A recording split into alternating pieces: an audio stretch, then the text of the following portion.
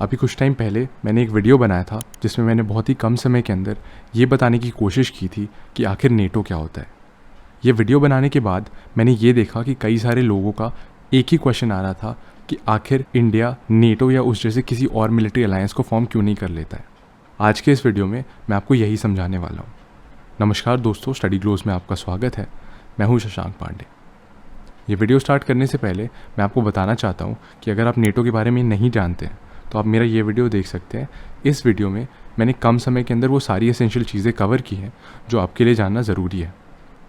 अब चलिए बिना टाइम वेस्ट किए जानते हैं कि क्या है वो रीजंस जिसकी वजह से इंडिया नेटो या नेटो जैसे किसी मिलिट्री अलायंस को ज्वाइन नहीं करता है। Reason number 1, technically not possible. सबसे पहले हम ये समझने की कोशिश करेंगे कि इंडिया स्पेसिफिकली नेटो को क्यों नहीं ज्वाइन करता है। अब इसका रीज़न बहुत ही बेसिक है लेकिन जानना ज़रूरी है आपका। नेटो का फुल फॉर्म होता है नॉर्थ अटलांटिक ट्रीटी ऑर्गेनाइजेशन, ठीक है। जैसे कि इसका फुल फॉर्म सजेस्ट कर रहा है, ये ऑर्गेनाइजेशन नॉर्थ अटलांटिक ओशन के आसपास की कंट्रीज़ के बीच में हुई एक ट्रीटी पर बेस्ड है। अब आप मैप में देख पा रहे होंगे नॉर्थ अटलांटिक ओशन को। क्या आपको इसके आसपास कहीं पर इंडिया दिखाई पड़ रहा है? नहीं, राइट। यानी सबसे पहले तो इंडिया नेटो का मेंबर इस वजह से नहीं बन सकता है क्योंकि इंडिया नॉर्थ अटलांटिक ओशन के आसपास नहीं लाई करता है, ठीक है। बहुत ही बेसिक चीज़ है एंड आई होप कि इस पॉइंट से आपको ये क्लियर हो गया होगा कि इंडिया नेटो का पार्ट क्यों नहीं बन सकता है।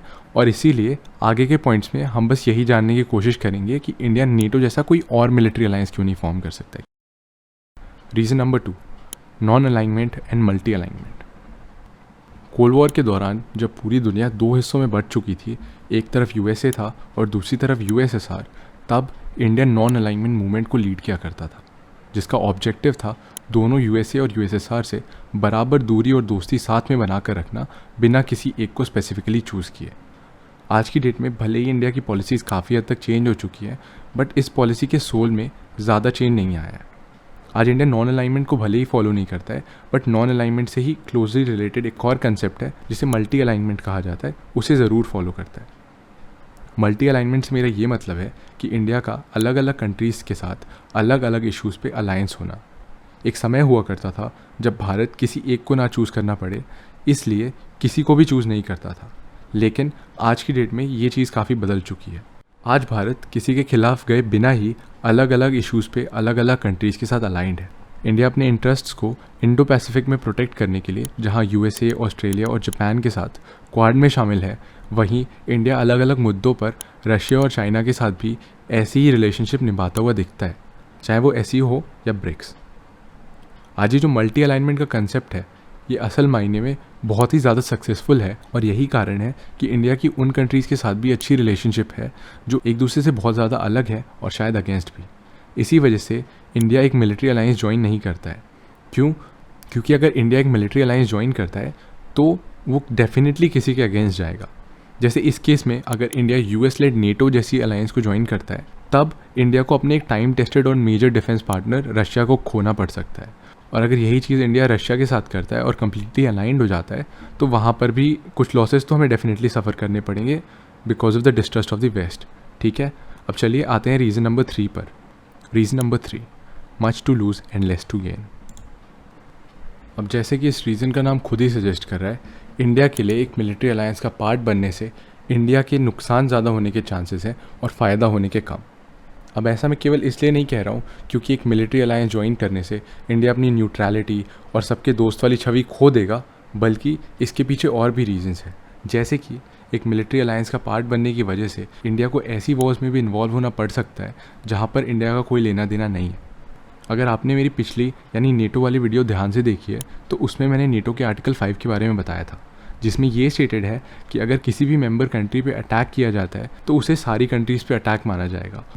और अगर इंडिया ऐसी किसी अलायंस का पार्ट बनता है जहाँ ऐसा कुछ किसी ट्रीटी से बाउंड हो तो इसकी वजह से इंडिया को फालतू के कॉन्फ्लिक्ट्स में झूठी में कूदना पड़ सकता है जहाँ पर हमारा इंटरेस्ट ना भी हो। जैसे कि फॉर एग्जांपल अगर इंडिया नेटो जैसी किसी अलायंस का मेंबर बनता है और अमेरिका पे कोई दूसरी country for example Venezuela attack कर देती है तो उस केस में इंडियन सोल्जर्स को अमेरिका के बिहाफ पे लड़ना पड़ सकता है जो कि डेफिनेटली हमारे इंटरेस्ट में नहीं होगा। इसके अलावा अगर इंडिया ऐसे किसी कॉन्फ्लिक्ट में इन्वॉल्व होता है जहाँ पर एक छोटा देश किसी बड़े देश से लड़ रहा हो, तो वहाँ पर भी हमारा ही ज़्यादा लॉस होगा, क्योंकि पहले तो हमें उस छोटे देश को बड़े नंबर में डिफेंड करना पड़ेगा, बट उस छोटे देश का तो बहुत ही मिनिमल रोल होगा अगर इंडिया पर कोई अटैक होता है, क्योंकि ऑब्वियसली उस देश के पास उतनी बड़ी आर्मी तो होगी नहीं जितनी इंडिया के पास है, और अगर इंडिया की तरफ से वो वॉर में लड़ता भी है तो शायद ही कोई बड़ा इम्पैक्ट कर पाए। इसके अलावा इंडिया की मेजर स्केल वॉर्स जैसे वर्ल्ड वॉर वगैरह में भी पॉइंटलेसली ड्रैग कर लिए जाने की पॉसिबिलिटी बढ़ सकती है एक मिलिट्री अलायंस की वजह से। Reason number 4, sovereignty. अभी जो इंडिया इंडिपेंडेंस एंजॉय करता है किसी भी इंटरनेशनल एक्शन को इंडिपेंडेंटली जज करने की, वो काफ़ी हद तक लिमिट हो सकती है अगर इंडिया एक मिलिट्री अलायंस ज्वाइन करता है, क्योंकि तब इंडिया पर पीयर प्रेशर काफ़ी रहेगा वैसा ही एक्ट करने के लिए जैसा उस अलायंस के बाकी मेंबर्स करेंगे किसी भी इशू पर, जो कि फॉर श्योर हमारे इंटरेस्ट में नहीं होगा। अभी जब इंडिया एक एक्चुअल अलायंस का पार्ट भी नहीं है, तब भी हम पर कई बार वेस्ट के द्वारा इतना प्रेशर बनाया जाता है, तब सोचिए क्या होगा अगर इंडिया एक अलायंस का पार्ट बनता है। तो अभी तो हम ऐसे प्रेशर को दरकिनार कर देते हैं, बट अगर हम किसी अलायंस में होंगे तब हमें अपनी सॉवरेनिटी के साथ एक बड़ा कॉम्प्रोमाइज़ करना पड़ेगा। इसके अलावा अगर इंडिया ऐसे किसी अलायंस का पार्ट बनता है तो हमें अपनी टेरिटोरियल सॉवरेनिटी पर भी कॉम्प्रोमाइज़ करना पड़ सकता है, अपनी ज़मीन पर दूसरे देश के मिलिट्री बेसिस बनवाकर। ऐसा ही एक बार हमारे पड़ोसी देश पाकिस्तान ने किया था, अपनी ज़मीन पर मिलिट्री बेसिस बनवाए थे अमेरिका के, और फिर आपको याद होगा कि क्या हुआ था। पाकिस्तानी ज़मीन से कई बार उन्हीं के लोगों पर दूसरे देश के द्वारा ड्रोन से हमले किए गए, और वो भी उस देश के द्वारा जो कि कहता था कि वो उनके एलाइज हैं। Reason number 5, self reliance. Self reliance यानी आत्मनिर्भरता किसी भी देश के लिए specially in terms of military and fire power बहुत ही ज़रूरी होता है।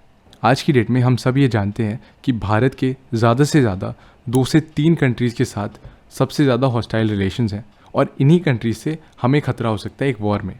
लेकिन हम सब ये भी जानते हैं कि भारत इन सबको अकेले ऑन इट्स ओन डील करने में काफ़ी केपेबल है।